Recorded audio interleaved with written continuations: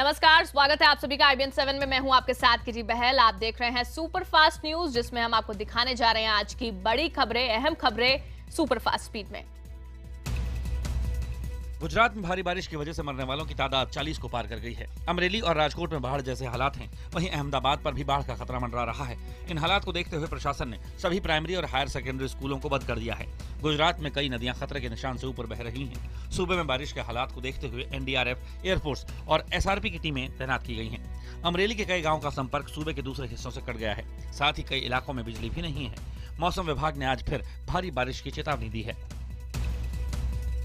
गुजरात के सौराष्ट्र में 24 घंटे से लगातार बारिश से हाहाकार मच गया है। कई नदियां खतरे के निशान तक पहुंच गई हैं, तो कई गांवों का संपर्क टूट गया है। गुजरात के ऊना में सबसे ज्यादा 13 इंच बारिश रिकॉर्ड की गई।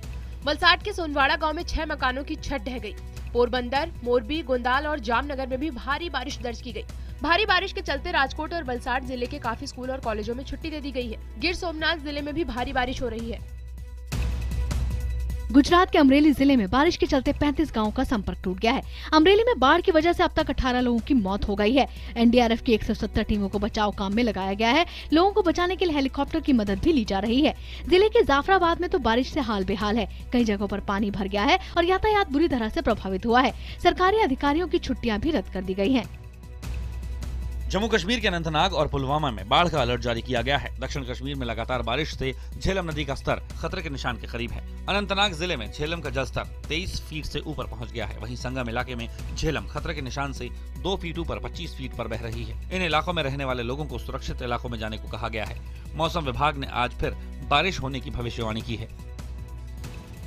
अपहरण और हत्या के मामले में JDU के बाहुबली विधायक अनंत सिंह को 14 दिन के लिए जेल भेज दिया गया है। गिरफ्तारी के बाद उन्हें देर शाम पटना की CGM अदालत में पेश किया गया था। बिहार की सत्ताधारी पार्टी JDU के मोकामा से विधायक अनंत सिंह को पुलिस ने 4 घंटे की तलाशी के बाद बुधवार शाम गिरफ्तार किया था। अनंत सिंह पर बाढ़ जिले से 4 लड़कों को अगवा करने और उनमें से एक की हत्या करवाने का आरोप है। वहीं अनंत सिंह का कहना है कि उन्हें फंसाया गया है। गिरफ्तारी के बाद JDU विधायक अनंत सिंह को पटना सचिवालय लाया गया। यहाँ वो पुलिस अफसरों से भिड़ गए।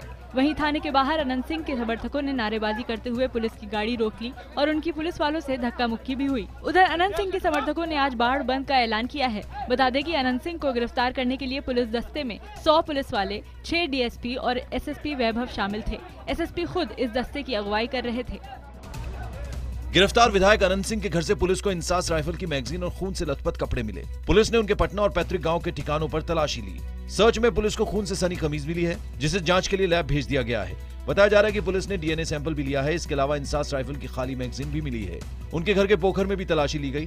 बॉम्ब और मेटल डिटेक्टर से घरों में तलाशी ली गई और कई जगह जमीन में खुदाई भी की गई।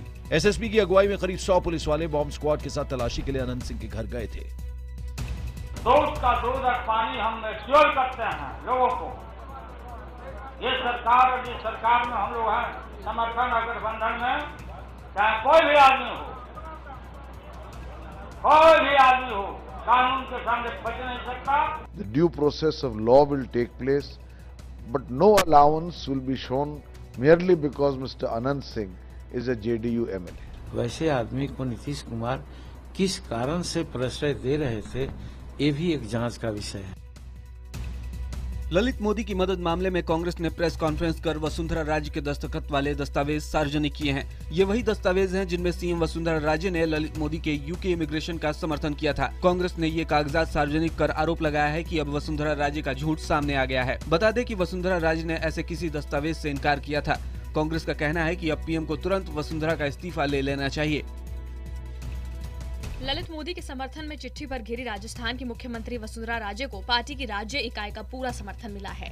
राजस्थान बीजेपी के अध्यक्ष अशोक परनामी ने IBN 7 के साथ खास बातचीत में कहा कि वसुंधरा राजे की छवि खराब करने की कोशिश की जा रही है और पूरी जानकारी आने तक वो इस पर कोई प्रतिक्रिया नहीं देंगे। परनामी का ये भी कहना है कि ये कोई मुद्दा नहीं है और पार्टी के केंद्रीय नेतृत्व से इस संबंध में कोई बात नहीं हुई है। ललित मोदी विवाद के बाद राजस्थान की मुख्यमंत्री वसुंधरा राजे सिंधिया ने अपना लंदन का दौरा रद्द कर दिया।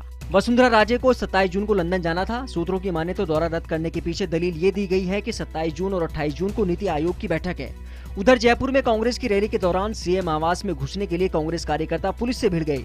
इससे पहले सचिन पायलट की अगुवाई में कांग्रेस ने जयपुर के उद्योग मैदान से सिविल लाइंस तक विरोध जुलूस भी निकाला और वसुंधरा के इस्तीफे की मांग की। महाराष्ट्र के मुख्यमंत्री देवेंद्र फडणवीस के मुताबिक ललित मोदी से मुलाकात मुद्दे पर उन्हें राकेश मारिया की सफाई पहली नजर में ठीक लगती है। हालांकि उन्होंने ये भी कहा कि कुछ बिंदुओं पर मारिया को और सफाई देने की जरूरत है और उन्होंने इस बारे में और जानकारी मांगी है। उधर शिवसेना ने अपने मुखपत्र सामना में लिखा है कि राकेश मारिया को बलि का बकरा नहीं बनाया जाना चाहिए। शिवसेना ने सवाल उठाया है कि केंद्र सरकार और बीजेपी ने जिस तरह तमाम विरोधों के बावजूद सुषमा स्वराज और वसुंधरा राजे का समर्थन किया है, उसी तरह का बर्ताव राकेश मारिया के साथ क्यों नहीं हो सकता। महाराष्ट्र सरकार की महिला और बाल विकास मंत्री पंकजा मुंडे पर लगा है 206 करोड़ रुपए के घोटाले का आरोप। ट्विटर पर इसे महाराष्ट्र में बीजेपी सरकार का पहला घोटाला बताया जा रहा है। पंकजा मुंडे को 15 जून को अहमदनगर जिला परिषद की प्रेसिडेंट मंजूश्री गुण ने एक चिट्ठी लिखकर बताया कि सरकार की ओर से आदिवासी छात्रों में बांटे जा रही मूंगफली और गुड़ की चिक्की में मिट्टी मिली है। मंत्री होते हुए मुंडे ने ही चटाई, किताब, वाटर फिल्टर के साथ ही चिक्की की खरीदारी को मंजूरी दी थी। आरोप है कि पंकजा मुंडे ने नियमों को दरकिनार करते हुए 206 करोड़ रुपए का कॉन्ट्रैक्ट दिया। कांग्रेस अब इस मामले को लेकर एसीबी में जाने की तैयारी कर रही है। खुद पर लग रहे आरोपों पर पंकजा मुंडे ने सफाई देते हुए कहा कि कॉन्ट्रैक्ट देने में कानून की कोई अवहेलना नहीं हुई है। उन्होंने कहा कि सामानों की खरीद के लिए सरकारी रेट पर ही कॉन्ट्रैक्ट दिए गए। ई टेंडरिंग का सवाल इसलिए पैदा नहीं होता क्योंकि ई टेंडरिंग का गवर्नमेंट रेजोल्यूशन 16 अप्रैल 2015 को जारी हुआ, जबकि खरीद का ऑर्डर फरवरी में ही दे दिया गया था। वहीं महाराष्ट्र के मुख्यमंत्री देवेंद्र फडणवीस ने पंकजा को क्लीन चिट देते हुए कहा कि उन्हें पहली नजर में कोई गड़बड़ी नहीं लगती। उनके मुताबिक पंकजा मुंडे ने उन्हें फोन कर सफाई दे दी है और वो किसी भी जांच के लिए तैयार हैं। मानव संसाधन विकास मंत्री स्मृति ईरानी को शैक्षणिक विवाद मामले में बड़ा झटका लगा। दिल्ली के पटियाला हाउस कोर्ट ने उनकी डिग्री के मामले को सुनवाई के लायक मानते हुए सुनवाई के लिए 28 अगस्त की तारीख तय की है। इस मामले में याचिकाकर्ता अहमद खान का आरोप है कि केंद्रीय मंत्री ने चुनाव आयोग में दायर हलफनामे में शैक्षिक योग्यता के बारे में झूठी सूचना दी। उधर स्मृति ईरानी के वकील के मुताबिक कोर्ट ने स्मृति को समन नहीं दिया है और वो आरोपी नहीं है। याचिकाकर्ता को साबित करना होगा कि उनकी डिग्रियां फर्जी हैं। कांग्रेस ने केंद्रीय मंत्री स्मृति ईरानी और केंद्र सरकार पर जमकर हमला बोला है। ये हमला तब और तेज हो गया जब केंद्रीय गृह मंत्री राजनाथ सिंह ने कहा कि यूपीए की तरह एनडीए के मंत्री आरोपों पर इस्तीफा नहीं देंगे। स्मृति ईरानी के घर के बाहर एनएसयूआई कार्यकर्ताओं ने जमकर विरोध प्रदर्शन किया, उनका इस्तीफा मांगा और उनका पुतला भी फूका। इस बीच कांग्रेस आज फिर जंतर मंतर पर स्मृति ईरानी के इस्तीफे की मांग पर प्रदर्शन करने वाली है। फर्जी डिग्री के आरोपों से घिरे महाराष्ट्र के शिक्षा मंत्री विनोद तावड़े के खिलाफ कांग्रेस ने जमकर प्रदर्शन किया। कांग्रेस के सैकड़ों कार्यकर्ता तावड़े के विले पार्ले स्थित आवास की ओर बढ़े, लेकिन पुलिस ने उन्हें रास्ते में ही रोक दिया। विवाद सामने आने के बाद से कांग्रेस तावड़े के इस्तीफे की मांग कर रही है। तावड़े पर आरोप है कि उन्होंने पुणे की जिस संस्थान से डिग्री हासिल की है उसकी मान्यता रद्द हो चुकी है। दिल्ली विधानसभा में आज केजरीवाल सरकार बजट पेश करेगी। इस बार का बजट इसलिए खास बताया जा रहा है क्योंकि ये जनता से पूछ कर लाया गया है। वित्त मंत्री मनीष सिसोदिया शाम तकरीबन 4 बजे बजट पेश करेंगे। उम्मीद जताई जा रही है कि बजट में ठेका कर्मचारियों और गेस्ट टीचर्स पर अहम फैसला हो सकता है। साथ ही निजी स्कूलों पर नकेल कसने के लिए बजट में ऐलान की उम्मीद है। इसके अलावा व्यापारियों को वैट पर छूट भी मिल सकती है। दिल्ली विधानसभा में बजट सत्र के दूसरे दिन भी जोरदार हंगामा हुआ। सदन की कार्रवाई शुरू होते ही बीजेपी विधायकों ने नारेबाजी शुरू कर दी। इसके बाद मार्शलों की मदद से बीजेपी विधायक विजेंद्र गुप्ता को जबरदस्ती बाहर निकाला गया। बीजेपी के विधायक दिल्ली सरकार से चौथे वित्त आयोग की रिपोर्ट सदन में पेश करने की मांग कर रहे थे। बीजेपी के मुताबिक वित्त कमीशन की रिपोर्ट पेश होने से भारी वित्तीय संकट से जूझ रहे दिल्ली के तीनों नगर निगमों को राहत मिल जाती और वो अपने कर्मचारियों को सुचारू रूप से वेतन दे पाते। डीयू में आज से शुरू होने वाले दाखिलों के लिए चौथी बार 100% कट ऑफ तय हुई है। कंप्यूटर साइंस में कॉलेज ऑफ स्टडीज और आईपी कॉलेज ने 100% कट ऑफ रखा है। कॉमर्स की पढ़ाई के लिए मशहूर एसआरसीसी ने नॉन कॉमर्स के लिए कट ऑफ 99.87% रखा है। एएसडी कॉलेज ने कंप्यूटर साइंस में 99% कट ऑफ रखा है। लेडी श्रीराम कॉलेज ने अंग्रेजी पत्रकारिता के लिए कट ऑफ 98.5% तय किया है, जबकि इंग्लिश ऑनर्स की कट ऑफ 98.25% है। 2015-16 के सेशन के लिए तकरीबन 3,70,000 छात्रों ने आवेदन किया है। दिल्ली के नामी और बड़े प्राइवेट स्कूलों में गरीबों के कोटे पर अमीर लोगों के बच्चों का दाखिला कराने के बड़े रैकेट का खुलासा दिल्ली पुलिस ने किया है। दिल्ली पुलिस ने बुधवार को इस मामले में एडमिशन रैकेट चलाने वाले नीरज नाम के आरोपी को गिरफ्तार किया है, जो एक एडमिशन के लिए 3 लाख रुपए वसूलता था। पूछताछ में गरीबों के कोटे की सीटों पर अमीरों के बच्चों को दाखिला देने वाले 9 नामी स्कूलों के नामों का खुलासा हुआ है। दिल्ली पुलिस ने पिछले सप्ताह 4 लोगों को गिरफ्तार कर इस बड़े रैकेट का खुलासा किया था। पुलिस को शक है कि इस बड़े मामले में स्कूल के लोग भी मिले हुए हैं। देश में शहरों की तस्वीर बदलने के लिए प्रधानमंत्री नरेंद्र मोदी आज अपनी महत्वाकांक्षा परियोजना स्मार्ट सिटी का शुभारंभ करेंगे। इससे पहले पीएम 500 शहरों के मेयर से मिलेंगे और स्मार्ट सिटी का नजरिया साझा करेंगे। शहरी विकास मंत्रालय के मुताबिक स्मार्ट सिटी प्रोजेक्ट के तहत चुनिंदा 100 शहरों में जीवन की गुणवत्ता को बेहतर बनाने का लक्ष्य रखा है, जिसमें 24 घंटे पीने का पानी और बिजली, विश्व स्तर की परिवहन व्यवस्था, बेहतर शिक्षा सुविधा समेत दूसरी सुविधाएं शामिल हैं। पीएम मोदी मन की बात के 8वें संस्करण का प्रसारण 28 जून को होगा। पीएम मोदी ने सरकार के खुले मंच mygov.in पर कार्यक्रम संबंधी सुझाव लोगों से मंगवाए हैं। पीएम ने इस मंच पर लिखा कि मन की बात की अगली कड़ी 28 जून को प्रसारित होगी।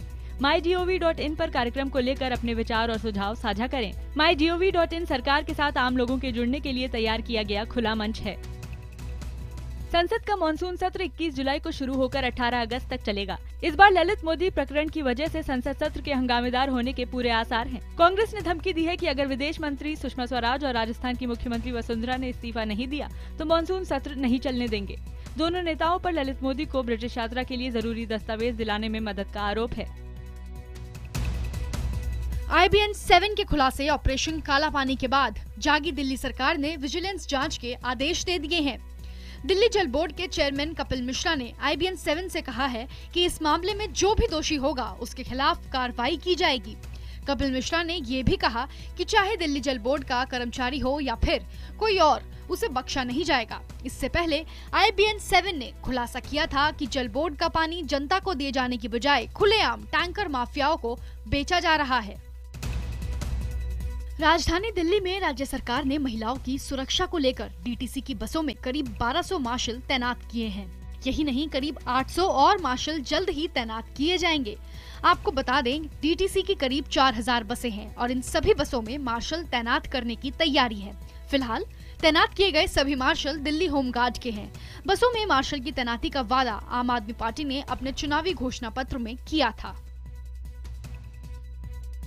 शिमला में पुलिस की गुंडागर्दी का वीडियो सामने आया है। इस वीडियो में 3 पुलिस वाले टूरिस्ट के ड्राइवर को बारी से पीटते दिखाई दे रहे हैं। ये वीडियो मोबाइल फोन के जरिए अस्पताल से गुजर रहे लोगों में से एक ने शूट किया है। इस वीडियो में एक महिला लगातार पुलिस वालों से हाथ जोड़कर ड्राइवर को छोड़ देने की विनती कर रही है, मगर पुलिस वाले उस शख्स पर लात घूंसे और थप्पड़ बरसा रहे हैं। ये वीडियो सोशल मीडिया पर वायरल होने के बाद एसपी ने जांच के आदेश दे दिए हैं। आला अफसरों के मुताबिक दोषी पुलिस वालों के खिलाफ कार्रवाई की जाएगी। इंदौर के नजदीक पिकनिक स्पॉट कजलीगढ़ में प्रेमी जोड़ों को निशाना बनाकर गैंगरेप करने का मामला सामने आया है। एक लूटकांड की तहकीकात करते हुए पुलिस ने श्रीराम कालू सिंह को मंगलवार को गिरफ्तार किया। ये गिरोह प्रेमी जोड़ों को निशाना बनाता था। सूत्रों के मुताबिक आरोपी ने पुलिस को बताया कि उसने और उसके गिरोह के सदस्यों ने 40 से ज्यादा लड़कियों के साथ सामूहिक बलात्कार किया था। इनमें से ज्यादातर लड़कियां पढ़ी लिखी और अच्छे घरों की थी, लेकिन किसी लड़की ने कभी इसके खिलाफ रिपोर्ट नहीं कराई। यही नहीं, ये लोग दूसरे सैलानियों से लूटपाट भी करते थे। और फिलहाल यहाँ खबरों में एक छोटे से ब्रेक के लिए रुक रहे हैं। ब्रेक के बाद बताएंगे कैसे फास्ट एंड फ्यूरियस की सीरीज की फिल्म फ्यूरियस 7 की ताबड़तोड़ कमाई ने इसे एक नए रिकॉर्ड के करीब कर दिया है। जी हां, दुनिया भर में अब तक की सबसे ज्यादा कमाई करने वाली फिल्मों में फ्यूरियस 7 चौथे स्थान पर आ चुकी है। यही नहीं, जल्द ही ये फिल्म एवेंजर्स को पीछे छोड़कर तीसरा स्थान हासिल कर सकती है। देखिए पूरी खबर कुछ देर में।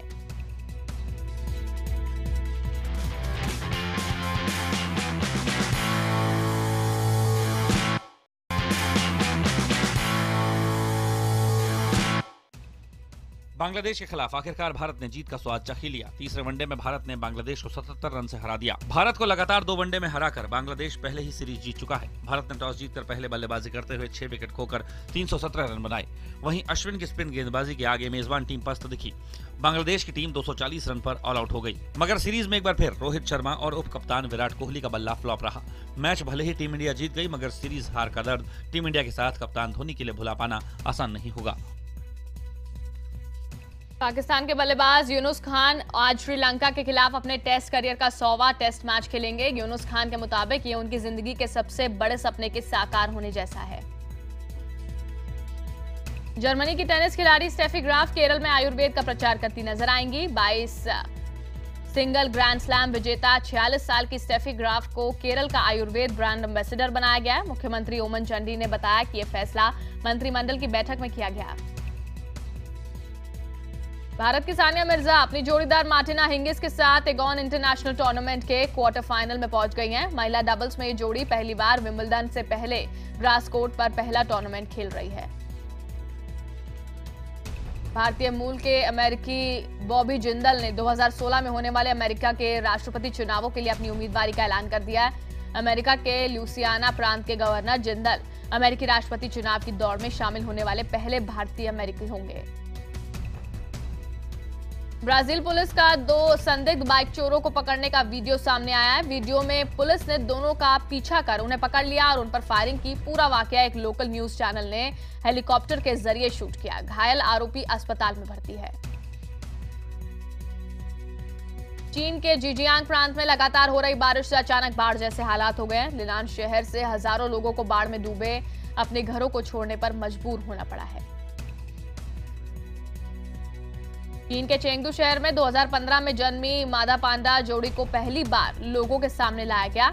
एक पांडा का भार 118 ग्राम और दूसरी 70 ग्राम की है। जू अधिकारियों के मुताबिक दोनों एक बार में 1 मिलीलीटर दूध पी सकती हैं। लोगों को इस पांडा जोड़ी को देखने में बड़ा ही मजा आ रहा है। दुनिया भर में अब तक की सबसे ज्यादा कमाई करने वाली फिल्मों में फ्यूरियस चौथे स्थान पर आ चुकी है। एवेंजर्स की कमाई इस फिल्म से $80 लाख ज्यादा है। बताया जा रहा है जल्दी एवेंजर्स को पीछे छोड़कर ये फिल्म फ्यूरियस चौथा स्थान हासिल कर सकती है। जुरासिक पार्क सीरीज की चौथी फिल्म जुरासिक वर्ल्ड ने भारत में 100 करोड़ रुपए की कमाई कर ली है। इसी के साथ ये भारत में 100 करोड़ कमाने वाली हॉलीवुड की दूसरी फिल्म बन गई है। फिल्म मिस टनकपुर हाजिर हो यूपी के मुजफ्फरनगर शहर में रिलीज नहीं होगी। फिल्म निर्देशक कापड़ी ने मुजफ्फरनगर में इस फिल्म की रिलीज पर वहां के जिला मनोरंजन कर अधिकारी ने रोक लगाई है, ऐसा उन्होंने बताया। इस फिल्म की रिलीज पर रोक लगाने की मांग वहां की खाप पंचायत ने की थी। इस साल ईद पर सलमान ने अपने फैंस को डबल खुशी देने जा रहे हैं। एक तो पहले ईद पर सलमान बजरंगी भाईजान लेकर आ रहे हैं और हाल ही में उन्होंने अपनी फिल्म सुल्तान का ट्रेलर लॉन्च कर सबको चौंका दिया। सुल्तान अगले साल ईद के मौके पर रिलीज होगी।